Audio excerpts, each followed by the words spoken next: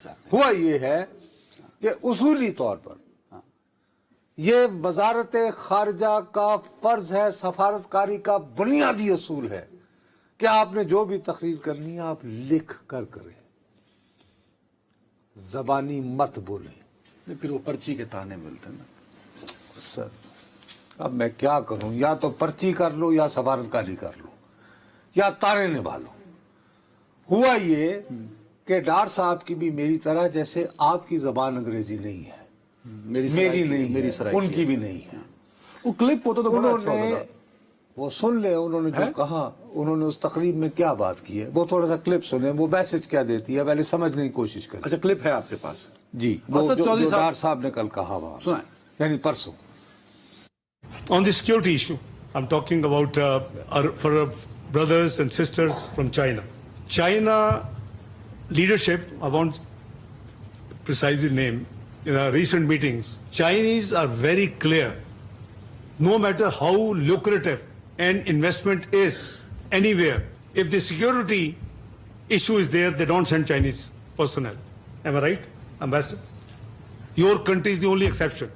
This is what Chinese leadership told to Prime Minister of Pakistan in my presence.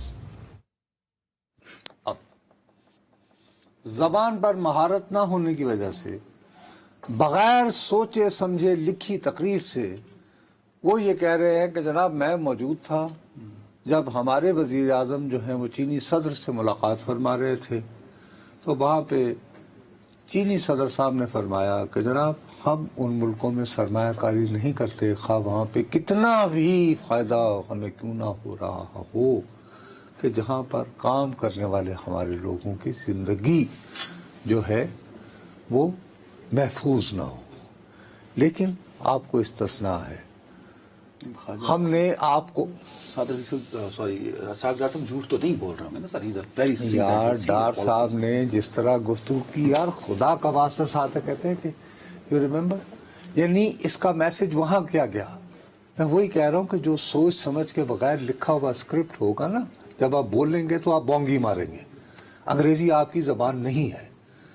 آپ یہ کہہ رہے ہیں کہ سفیر صاحب تم گواہ ہو، تمہارے صدر نے کہا پاویں بندے مردے رہنے سی تاڑے پیسے لاندے رہاں گے، مختصر ترین لفظوں میں۔ اب یہ چینی صدر کی نوکری چلی جاتی، اسی لیے اس نے خلاف معمول واقعہ کیا، چینی سفیر کی، اس بیچارے نے خلاف معمول کہا کہ رائٹ آف رپلائی آپ مانگتے ہیں عالمی فورم سے۔ فرض کرو کہ ہمارا کوئی غیر دوست ملک ہم پہ کوئی الزام لگا رہا ہو تو ہم پھر یوں کریں گے جی رائٹ آف رپلائی دیں مجھے، حالانکہ یہ پروٹوکول کا تقاضا ہے۔ آپ کہہ رہے ہیں کہ بات ٹھیک کرنا چاہ رہے تھے، وہ لینگویج زبان پر گرفت نہ ہونے کی وجہ سے اور لکھی ہوئی تقریر نہ کرنے کی وجہ سے پتہ نہیں ہمیں کیوں یہ بیماری ہے کہ ہم برجستہ بولتے ہیں، فطری بولتے ہیں۔ یار تمہیں بائیڈن سے زیادہ اچھی انگریزی آتی ہے۔ نہیں، اس نے 32 سال جو ہے وہ امریکہ کی اسٹینڈنگ کمیٹی کا ترجمان رہا ہے، ترجمان نہیں سکتے، اور ساری چیئرمین رہا ہے، وہ لکھی ہوئی تقریر کرتا ہے۔ ان کی تو زبان بھی ہے۔ برطانوی سفیر کو آپ نے کبھی دیکھا ہے بغیر لکھی ہوئی تقریر؟ اس کو تو انگریزی آتی ہوگی کہ نہیں، خاتون کو کہ نہیں آتی؟ کبھی آپ مجھے ایک واقعہ بتائیں کہ وہ بغیر لکھی ہوئی تقریر کرے۔ ایک دفعہ کیا تھا، اس پہ بھی بہت رسپانس۔ کون سی؟ وہ جو ایک مسئلہ بن گیا تھا آصفہ جاگیر کانفرنس، میرے خیال وہ میں اس کی لکھی ہوئی تقریر تھی، وہ بھی لکھی تھی، وہ لکھی ہوئی تقریر تھی، سوچ سمجھ کر لکھی ہوئی تقریر تھی۔ اٹ واز اے ڈیلیبریٹ تقریر۔ اس وجہ سے چینی سفیر جو ہے، بابا یہ بڑا سینسٹیو معاملہ ہے، یہ بات اسی طرح چلتی وہاں پہ، وہاں کے بھی میڈیا پہ چل رہی تھی۔